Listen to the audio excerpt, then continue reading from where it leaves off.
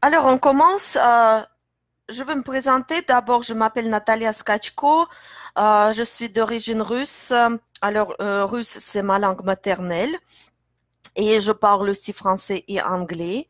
Mais voilà, le français, c'est une langue étrangère que j'ai appris.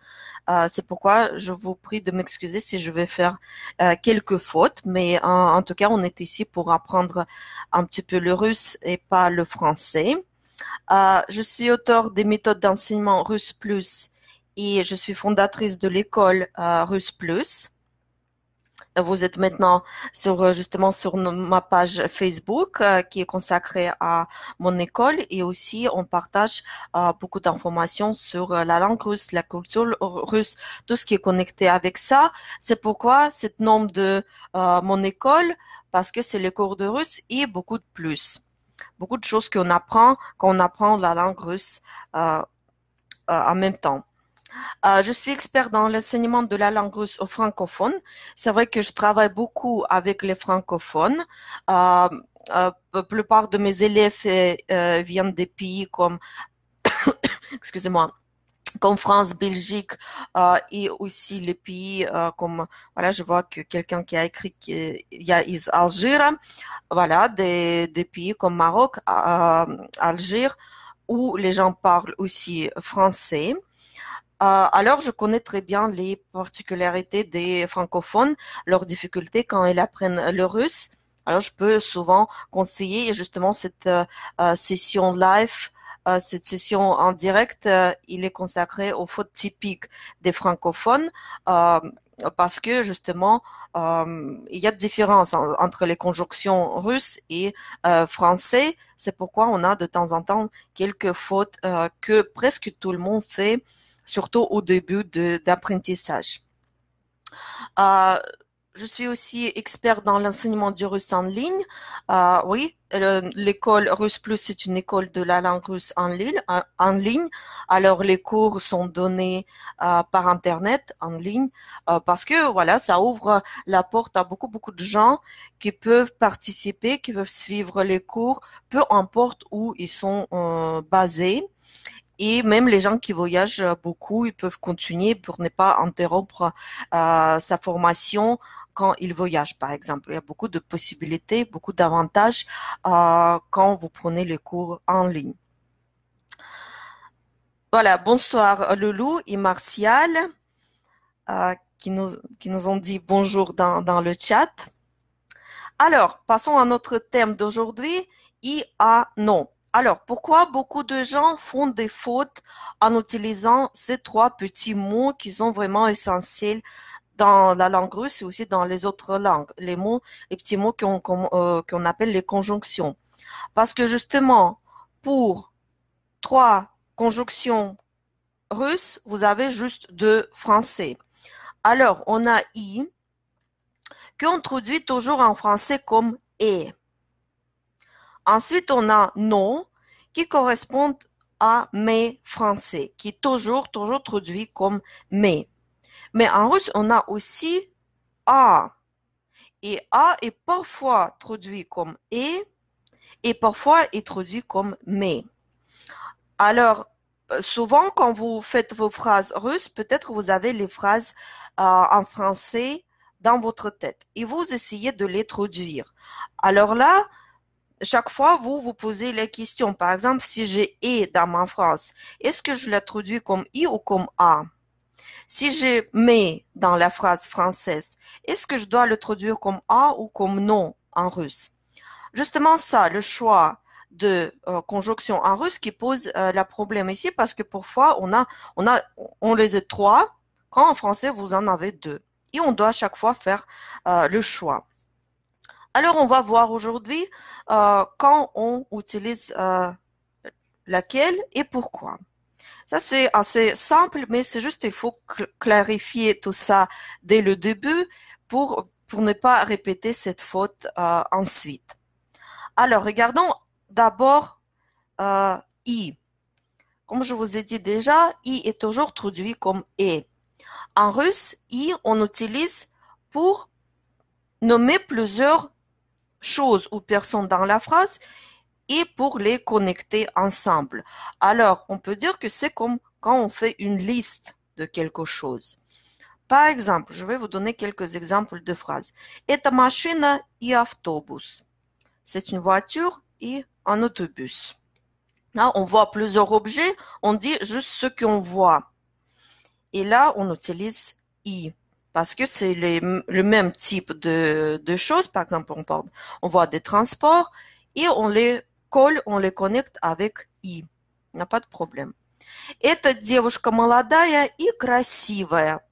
Ici, on fait une liste de qualités de cette fille. Alors, les adjectifs, si on en est plusieurs, ici, ils ont de même catégorie.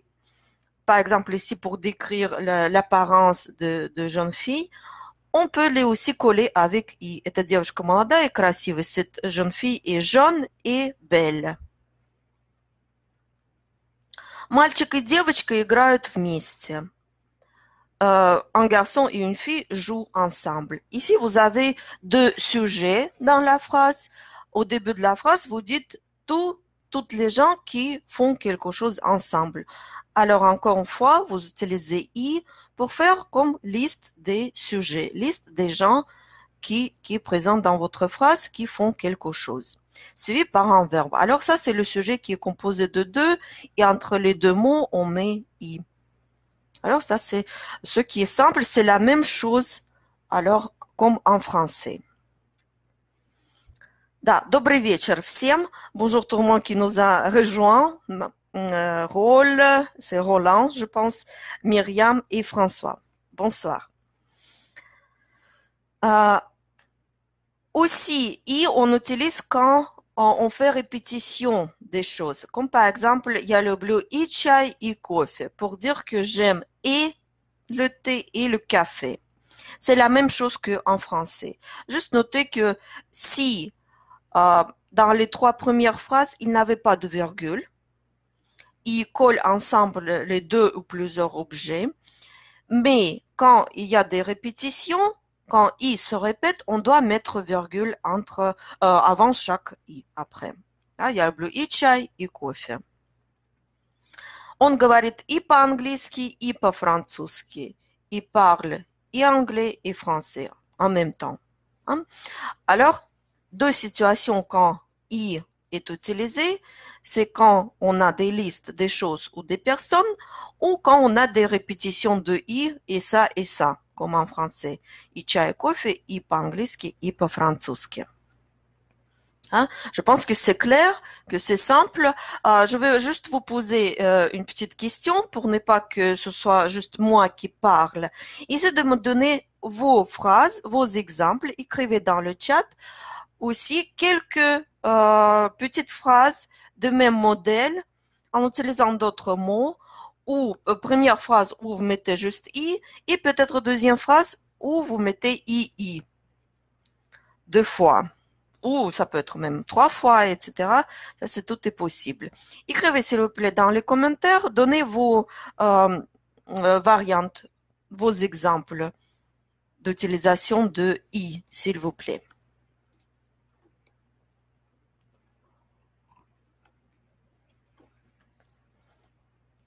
Si vous n'avez pas de clavier cyrillique, vous pouvez écrire avec les lettres latines, il n'y a pas de problème.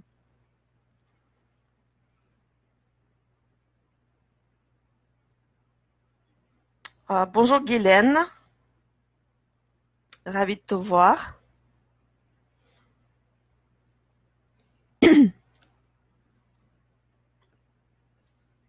Est-ce que quelqu'un peut nous écrire un petit exemple avec i ou ii, s'il vous plaît?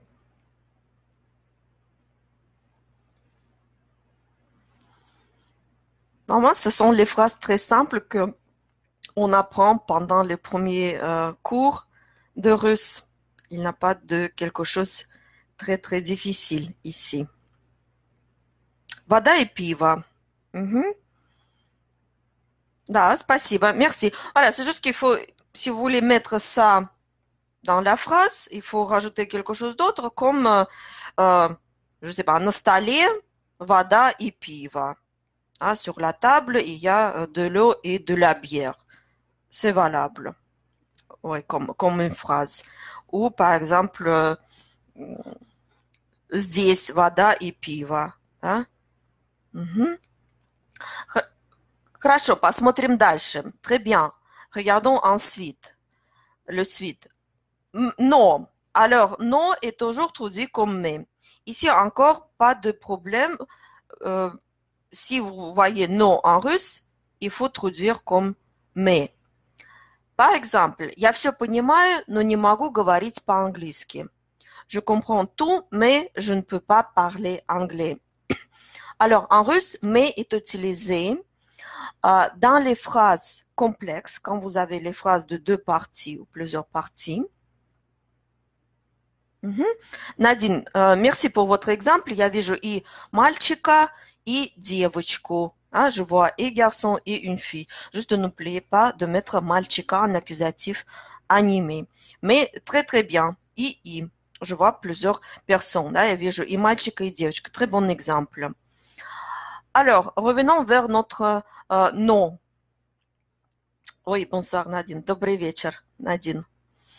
Я все понимаю, но не могу говорить по-английски. Ici, alors, non connecte deux parties de cette phrase complexe et les deux parties qui sont opposées l'une à l'autre. Comme vous voyez, parce que dans la vie, normalement, si on maîtrise une langue, on doit et comprendre et parler. Alors non, on utilise en russe quand il y a une opposition et contradiction. Quand les deux parties, les deux idées, ils sont contradictoires l'une à l'autre. Notre exemple. Эта машина красивая, но очень дорогая. Cette voiture est belle, mais très chère. Alors, ce qui n'est pas normal, ce qu'on n'aime pas ça, que oui, c'est très belle, mais on ne peut pas l'acheter parce que cette voiture est très chère. Souvent, dans les deux parties, on peut avoir quelque chose qui est positif et une autre chose qui est négative. Au contraire. Alors, les choses qui sont contradictoires l'une à l'autre. C'est pourquoi en russe, ici, on utilise non. Un autre exemple, он много работает, но у него мало денег. Il travaille beaucoup, mais il a peu d'argent. Alors, il ne gagne pas assez. Encore quelque chose qu'on considère pas très logique, pas très normal. Alors, deuxième partie est contradictoire à la première partie de cette phrase. Alors, non, c'est toujours contradiction. C'est quelque chose qui ne va pas très bien ensemble. C'est encore à vous. Donnez-moi vos exemples, s'il vous plaît, les phrases dans lesquelles vous pouvez utiliser non russe. Quand c'est mais en français et c'est non en russe parce que il y a une contradiction dans cette phrase.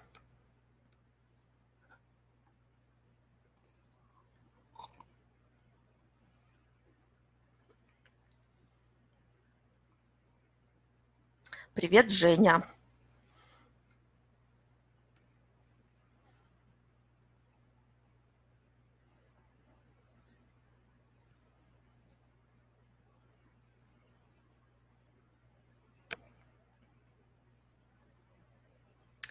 Voilà, j'entends vos exemples. N'oubliez pas que vous devez avoir contradiction entre première et deuxième partie. Vraiment quelque chose qui ne va pas ensemble.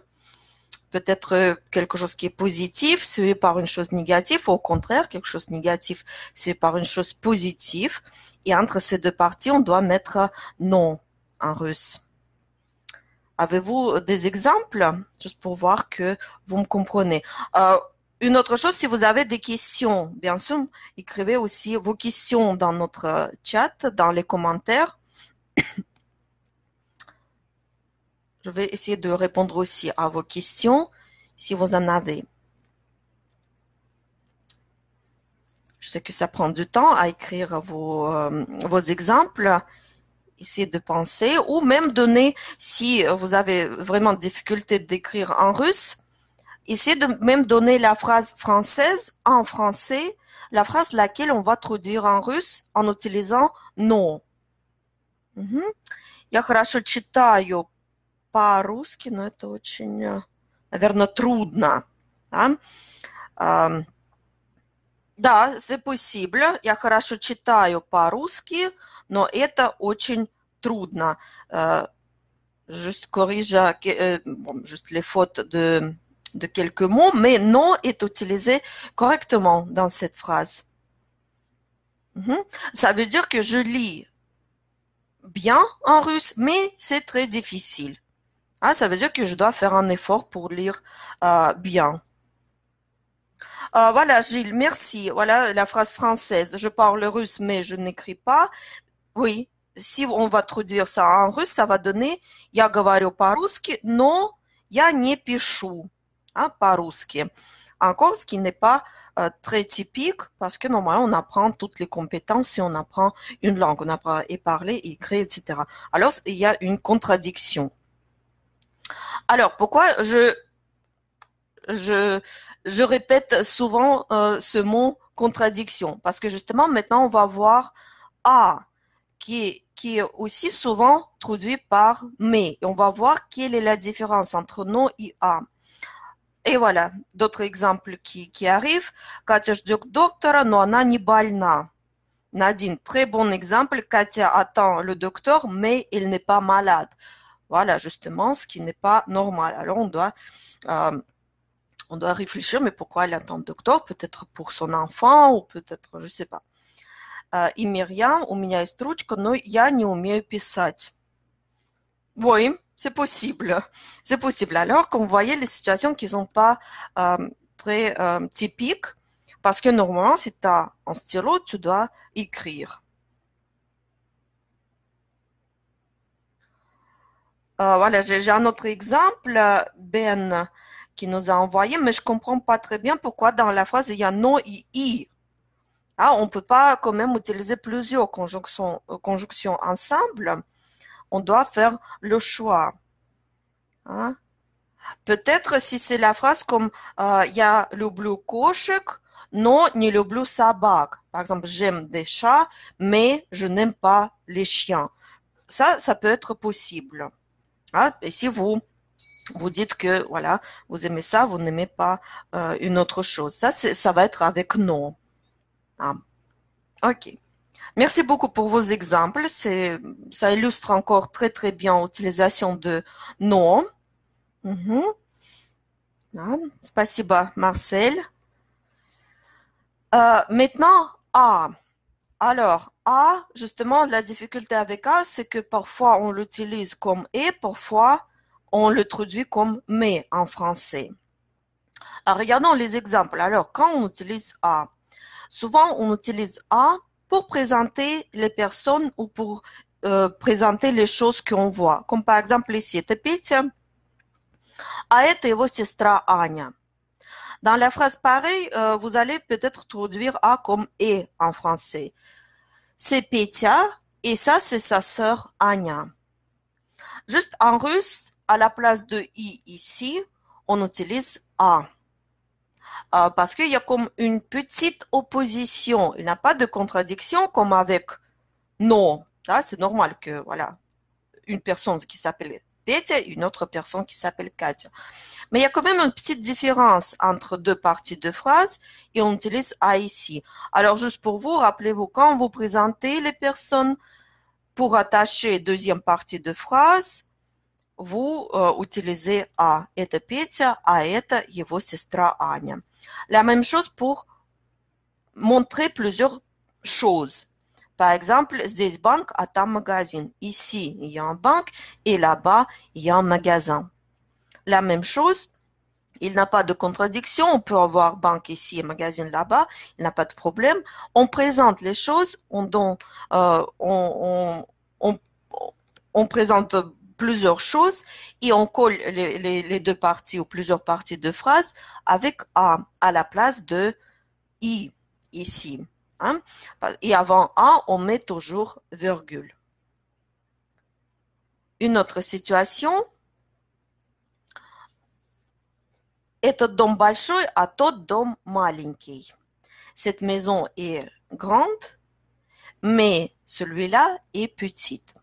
Alors ici, dans ce type de phrase, vous pouvez traduire à comme mais. Parce qu'ici, vraiment, on voit une opposition. Il y a quelque chose qui est très différente entre ces deux maisons. Et justement, dans cette phrase, on veut attirer attention à cette différence. Mais il n'a pas de contradiction. On peut avoir une maison qui est grande et une autre maison qui est petite. Il n'a pas de quelque chose atypique.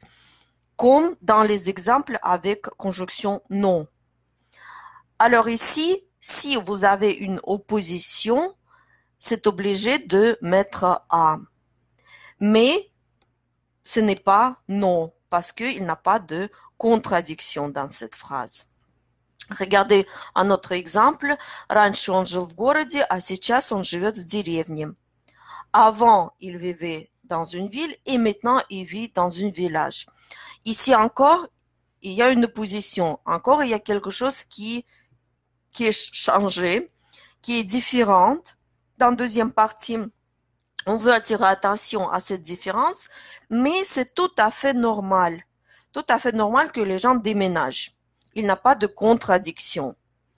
Alors, s'il y a un mais dans la phrase française, le choix entre a et non, c'est justement présence ou absence de contradiction.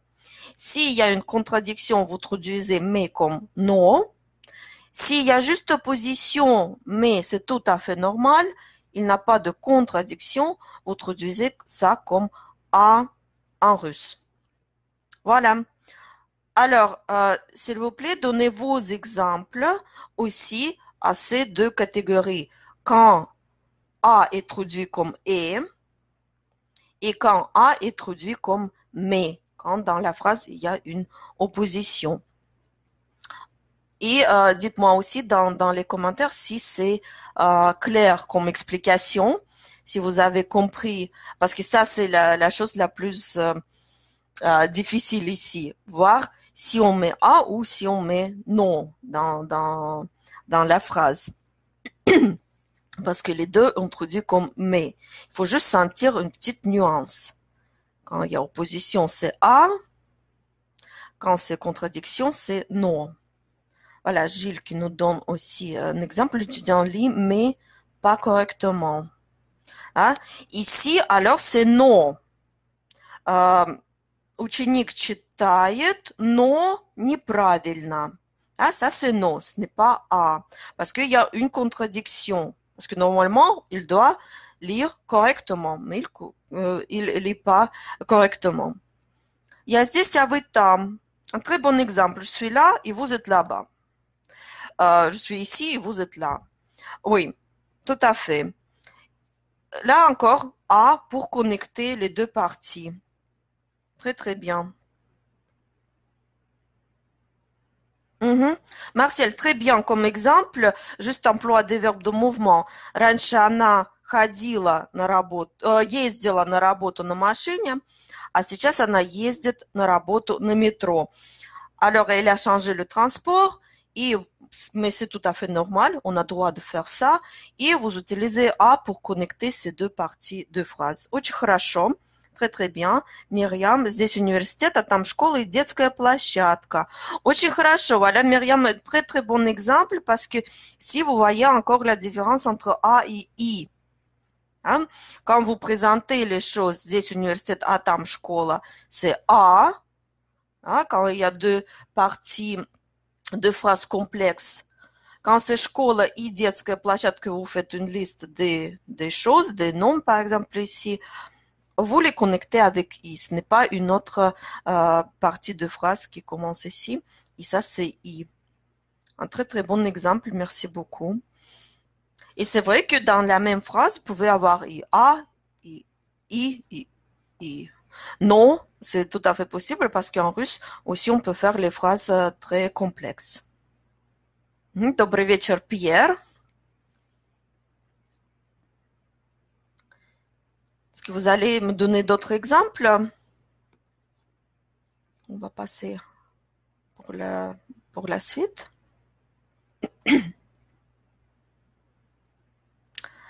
Alors, ensuite, A est aussi utilisé Ага, окей, Надин. Он читает очень хорошо, а он читает медленно. Да? Читает очень хорошо, он читает медленно. Là, si vous parlez de deux personnes différentes. Par exemple, Сергей читает очень хорошо, а Иван читает медленно. Да? Dans ce cas, c'est A. Hein, parce que, bon, une personne peut lire bien et une autre personne peut lire pas bien. Ça, c'est possible. Mais si vous parlez d'une seule personne, peut-être dans cette phrase, ça va être non. Да, он читает хорошо, но медленно. Или bien, mais lentement. Alors, vous voyez, maintenant, aussi, ça donne une bonne illustration de différence. Les deux personnes peuvent faire ça. Quelqu'un peut faire ça bien et une autre personne peut faire ça mal. Mais si ça concerne une seule personne, normalement, il y a une contradiction ici. On doit tout faire, par exemple, bien. Спасибо, Nadine. Merci beaucoup, Nadine. Oui, si c'est deux personnes, c'est très bien comme exemple. Il faut juste peut-être remplacer par les pronoms à la place de on dans la même phrase. Quand vous avez deux fois on ne sait pas de qui vous parlez.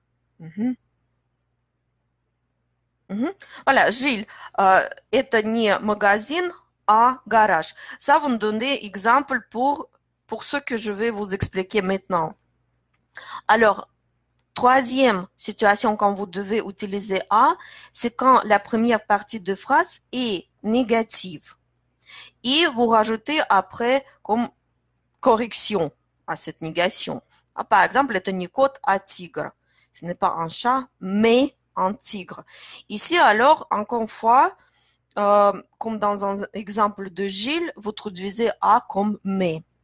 Alors, si la première partie de phrase est négative, vous rajoutez deuxième avec A.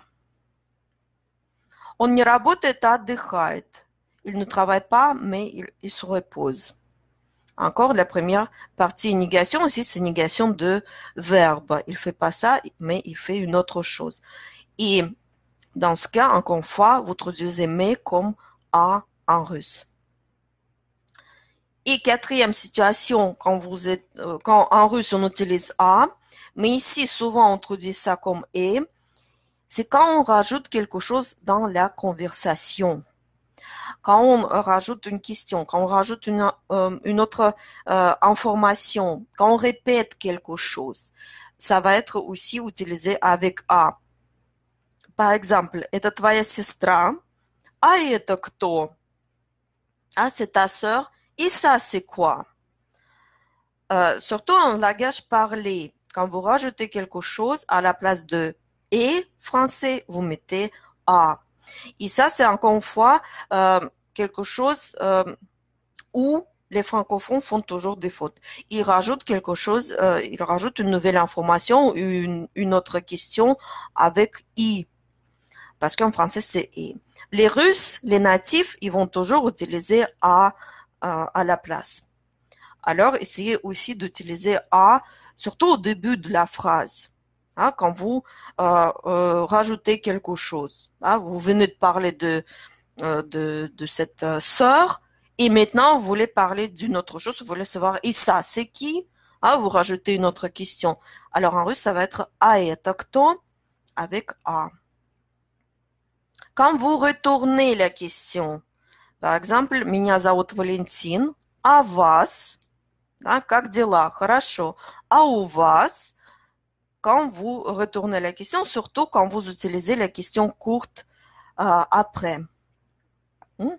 Voilà, ça va être toujours ajouté avec A. У меня есть брат. А у меня сестра. Ça, c'est une autre personne qui parle. Deuxième phrase, c'est deuxième personne qui dit la deuxième phrase. Pour rajouter l'information, la première qui dit у меня есть брат, j'ai un frère. Et deuxième personne qui dit et moi j'ai une sœur. Hein, il rajoute quelque chose, il compare avec ce que la première personne vient de dire. Encore une fois, on rajoute avec A. Hein, si c'est une question en plus, s'il y a une phrase en plus qu'on rajoute, si on veut donner un peu plus d'informations. Voilà. Je vois que vous avez déjà compris que j'entends tout de suite vos exemples. Это не здоровый, а больной. Ah, mais ok, c'est bon comme utilisation de «а», mais c'est juste qu'après les adjectifs, il faut avoir un nom. Это не здоровый, а больной человек. Ce n'est pas une personne euh, saine, mais malade. Hein, ou cette personne n'est pas saine, mais malade. Hein, n'est pas en bonne santé, mais malade. C'est possible. Juste n'oubliez pas, les adjectifs, on ne peut pas les employer juste sans nom ou substantif après. Voilà. Alors, encore vos exemples, s'il vous plaît, dans les commentaires. Pour les phrases où vous avez négation dans la première partie et deuxième partie, vous rajoutez avec A, ou comme les petites dialogues, les petites répliques, quand vous devez rajouter quelque chose, commencez souvent la phrase avec A.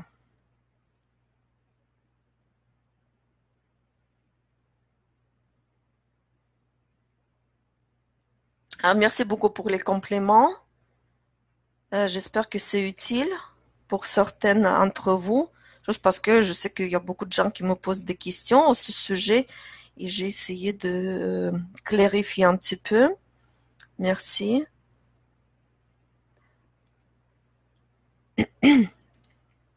Mouni, oui, si je prononce bien. Merci beaucoup, Mouni.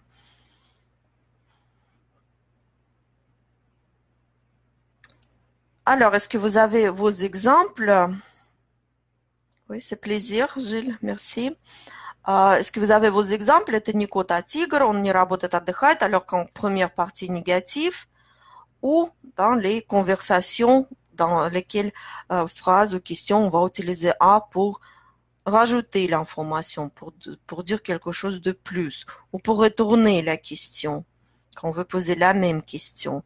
Et souvent même on peut répéter. Это твоя сестра, а это кто? А это мой брат. А это моя мама. Ah, quand on continue cet interrogatoire, on peut continuer en rajoutant chaque fois A. Ah, comme c'est ta sœur. Et ça, c'est qui? C'est mon frère. Et ça, c'est qui? Et ça, c'est ma maman. Et là, chaque fois, vous avez «et» en français, mais ce sera «а» en russe. Это не кино, а театр, Марсиаль, très bien. Здесь слева музей, а там справа это что? Да. Угу. Очень хорошо. Да. Aussi, ça peut être comme это не кино, а театр. Здесь слева музей. А там что? Et là-bas, c'est quoi? Да, s'il dit qu'ici, à gauche, c'est un musée. Et là-bas, c'est quoi? А там что? Справа. Да. Очень хорошо, très très bien. Alors, ça peut être très différent comme structure des phrases, mais c'est vrai que si on veut continuer le dialogue, si on veut continuer à parler du même sujet, souvent on rajoute les phrases suivantes avec A. Ah, justement, on veut faire la connexion avec ce dont on a parlé tout à l'heure. C'est pour ça qu'on se sert de A. Hein? Est-ce que vous avez d'autres exemples?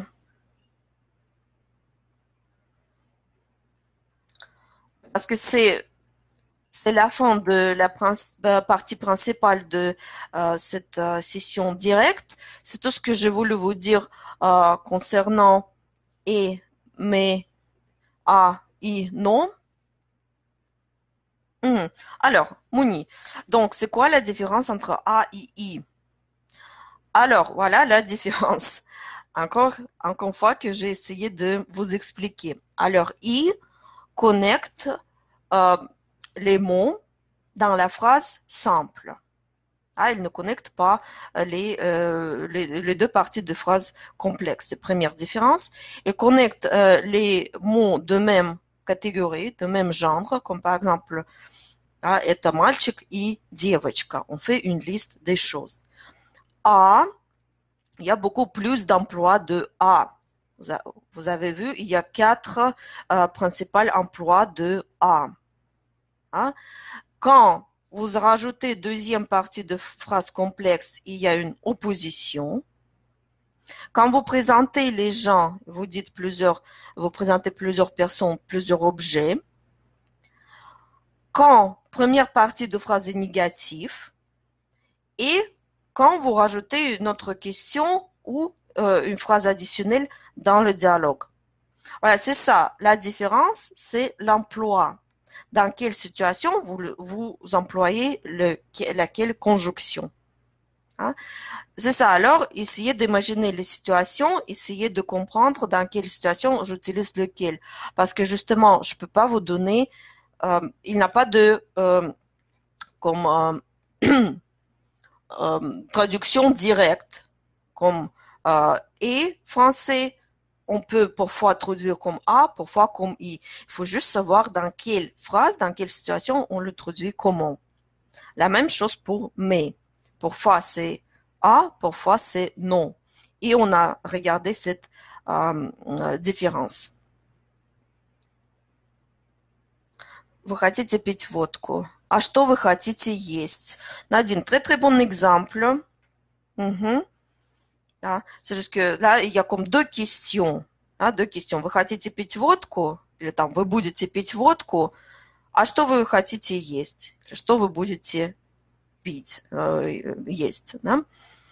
Très, très bien. Mouni, avez-vous compris la différence entre I, A?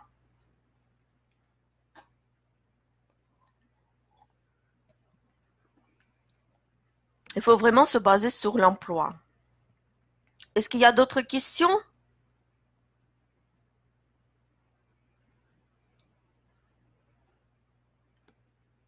Juste essayer de donner peut-être encore quelques exemples déjà de toutes les variantes de phrases qu'on a vues ici. Oui, oui, je suis contente, Mouni. Oui, juste pour vérifier si vous avez bien compris, essayez d'écrire aussi quelques phrases, quelques exemples pour voir si vous avez tout bien compris. Ou vraiment, même écrivez les phrases françaises et on va les traduire et voir c'est quelle conjonction on utilise dans chaque phrase. Ok, je vais encore vous parler un tout petit peu pour vous dire ce qui est aussi proposé par mon école. C'est juste que peut-être vous savez que en mois d'avril et en mois de mai, j'ai donné aussi plusieurs webinaires sur différents sujets concernant la langue russe. Il y en avait, je pense, 4 webinaires en total. Premier webinaire, c'était comment apprendre le russe si vous n'êtes pas en Russie. On a abordé le thème des difficultés générales d'apprentissage de russe et comment les aborder, quelles sont des méthodes, des outils, des astuces à utiliser pour justement progresser plus rapidement, pour débuter dans le russe et pour progresser. On a parlé aussi de ceux qui ont déjà au niveau intermédiaire, comment aller plus loin. Dans le deuxième webinaire, c'était langue russe prise en main rapide. Là, on a parlé justement des difficultés des débutants. Comment on peut commencer à parler si on ne connaît pas toute la grammaire, par exemple. Je donnais plusieurs possibilités, plusieurs situations quand vous pouvez utiliser les phrases simples pour ne pas trop compliquer les choses. Il y avait juste les exemples, les conseils, les astuces encore à utiliser pour ne pas trop charger ces phrases de la grammaire, mais déjà commencer à parler, pratiquer et progresser. Troisième webinaire, c'était quand le russe parlait plus simple que le français. Ici, j'ai présenté aussi plusieurs situations quand vraiment le russe parlé est plus simple. Les structures de phrases en russe parlé qui sont plus simples que en français. Et j'ai donné plusieurs exemples. On s'est entraîné de les utiliser justement pour encore commencer à parler au plus vite possible même sans savoir toutes les nuances de la grammaire. Et quatrième webinaire, c'était système des carus, explication facile. Là, on a parlé surtout de système des carus en totalité, comment aborder ça, comment apprendre les cas, parce que c'est le thème qui pose des difficultés aux gens, aux francophones qui apprennent le russe, parce que justement, vous n'avez pas de déclinaison dans votre langue maternelle. Alors, on a parlé de ça, comment faire ça. On a même regardé une vidéo d'une chanson et on a pratiqué, par exemple, l'utilisation de cas prépositionnels ou locatifs sur base de cette chanson. Ça, c'était vraiment un webinaire qui était très sérieux, qui a duré presque 3 heures. On a regardé le système des cas russes. Alors, si vous êtes intéressé de aussi voir les enregistrements de ces 4 webinaires, vous pouvez le faire. Vous pouvez aller sur le site, sur l'adresse qui est indiquée en bas. Et je vais aussi vous envoyer ça dans les commentaires pour justement avoir l'accès à, vous pouvez avoir l'accès à un seul webinaire à votre choix. Ça va vous coûter juste 5 euros. Et en plus, après chaque webinaire, vous allez avoir quelques questions à répondre, quelques exercices à faire avec les corrections. Ou si vous êtes intéressé par voir tous les 4 webinaires, vous pouvez aussi le faire juste pour 15 euros. Comme vous voyez, c'est plus avantageux, bien sûr. Là, il y a plus de 8 heures et demie de visionnement. Et aussi avec les exercices, et même l'exercice interactif avec la chanson que vous allez avoir là. Et ce qui est bien, c'est que vous pouvez aussi avoir les corrections des exercices que vous faites après le webinaire, parce que comme ça, vous allez aussi voir si vous avez bien compris ou pas et pourquoi. Je donne les corrections et j'explique les choses. Alors, je vais vous envoyer le lien dans le chat. Alors, ce site, rusplus.com. Et après, justement, c'est slash et 4 webinaires. 4 webinaires. Et je vois déjà dans notre... aujourd'hui, je pense qu'il y a des gens qui ont participé au un ou plusieurs webinaires qui sont présents aujourd'hui. Si vous pouvez partager aussi votre impression, si c'était intéressant comme thème des webinaires. Et dernière chose aussi, si ça vous intéresse, vous pouvez télécharger mon guide gratuit. C'est le guide que j'ai écrit, c'est comme un article où justement je parle encore de toutes les difficultés d'apprentissage de russe et comment les aborder. Mais c'est comme article que vous pouvez lire. Alors je vais vous envoyer aussi le lien.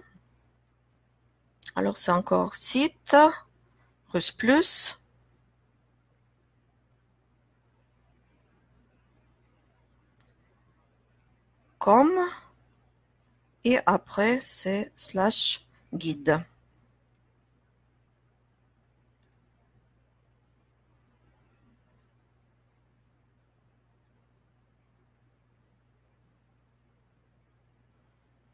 Voilà, si cela vous intéresse, vous pouvez alors suivre les liens et recevoir le guide gratuit à télécharger ou justement acheter l'accès au webinaire. Voilà. J'ai vu encore quelques exemples que vous m'avez envoyés. На первый суп, а на второе, Nadine, très très bon exemple, merci. Et j'ai à droite la porte et à gauche la fenêtre. Alors, si on traduit ça en russe, справа дверь, а слева окно. Ça, c'est situation quand vous juste nommez les choses que vous voyez, présentez les choses que vous voyez, et vous utilisez à pour connecter deux parties. Hein? Par contre, si c'est dans la même phrase, par exemple, porte et fenêtre se trouvent les deux, par exemple, à droite, hein, vous allez utiliser i. Vous allez dire à droite, il y a une porte et une fenêtre. Да? Справа дверь и окно. Là, ça va être i. Мирьям. Студенты пишут, а преподаватель объясняет урок. Но сейчас все устали и думают о каникулах. Encore très bon exemple, Myriam. Dans cette phrase, vous avez utilisé à d'abord les étudiants écrivent et le professeur explique la leçon. C'est très normal comme situation, mais quand même, ils font les choses différentes. Il y a une opposition, mais pas de contradiction. Et après, non, euh, parce que, mais maintenant tout le monde est fatigué, tout le monde pense déjà des vacances. Ça, c'est contradiction. Mhm. Martial, j'ai assisté au premier et au troisième webinaire. C'était très enrichissant et très ludique. Merci, Martial. Mhm. Et Myriam, le webinaire sur les carus, c'était très intéressant. Je le conseille à tout le monde. Merci beaucoup, Myriam. Oui. Et même Myriam, après, je sais que vous avez regardé encore le webinaire et même fait les exercices après ce webinaire qui était aussi corrigé après. Alors, on a communiqué aussi après le webinaire pour aller un petit peu plus loin. Oui. Et oui, et encore une fois, si vous êtes inscrit à ma page, je vais vous aviser si je vais donner bien sûr d'autres webinaires parce que souvent ce sont des webinaires gratuits qui passent aussi en direct. Alors oui. Et mais parfois il y a des webinaires qui sont plus détaillés, plus longs, comme 3 heures, 4 heures, avec les exercices, qui peut être payant aussi parce qu'ils demandent beaucoup de préparation de ma part, mais qui peut aussi être intéressant. Et je sais que par exemple Myriam qui m'a demandé de faire plus de webinaires payants parce qu'il a beaucoup aimé le webinaire sur les cas. Mhm. Oui. Merci Myriam. Alors oui, on travaille, on bosse tous les deux pour oui, pour apprendre le russe et pour vous faire apprendre le russe oui, au plus vite possible. Très bien, alors c'est tout pour aujourd'hui. N'hésitez pas à écrire vos commentaires ou à partager cette session directe avec les amis qui peuvent être intéressés parce que la vidéo qui va rester sur la page, vous pouvez la regarder peut-être encore une fois ou partager sur vos pages avec les autres gens qui peuvent être intéressés dans les groupes, par exemple.